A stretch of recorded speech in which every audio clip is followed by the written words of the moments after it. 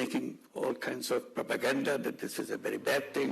জাতিসংঘের সাইডলাইনে প্রধান উপদেষ্টার এক বক্তব্য ঘিরে পাল্টা জবাব দিয়েছে ভারত। এই নিয়ে প্রতিবেদন প্রকাশ করেছে ভারতীয় গণমাধ্যমগুলো।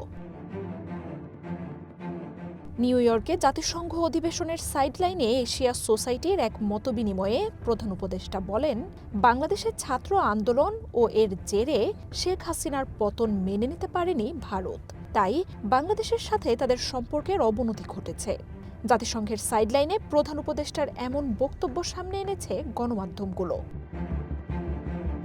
শেখ হাসিনা ভারতে আশ্রয় নিয়ে সমস্যা তৈরি করছেন, আর তাতে দুই দেশের উত্তেজনা বেড়েছে।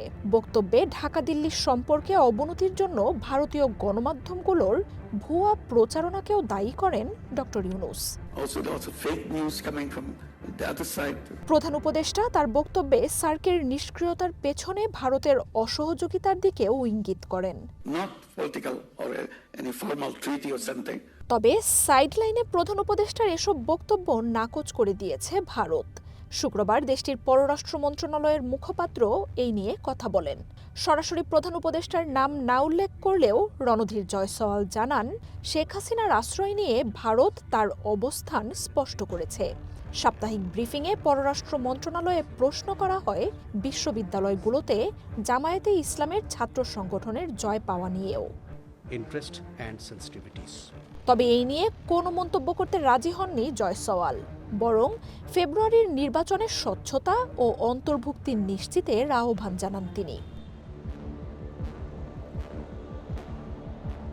ছাত্র আন্দোলনের জেরে গত বছর অগাস্টে পালিয়ে ভারতে আশ্রয় নেন শেখ হাসিনা। এরপর থেকেই সীমান্ত, পুশিন, সংখ্যালঘু নির্যাতনের অভিযোগ সহ ভারতে বসে আওয়ামী লীগ নেতাদের রাজনৈতিক কার্যক্রম চালানোর মতো বিষয় সামনে এসেছে। এই নিয়ে গত বেশ কিছুদিন ধরে ঢাকা দিল্লির সম্পর্কে টানাপোড়েন চলছে। মার্জিয়া উপমা, ওয়ান ইন্টারন্যাশনাল ডেস্ক।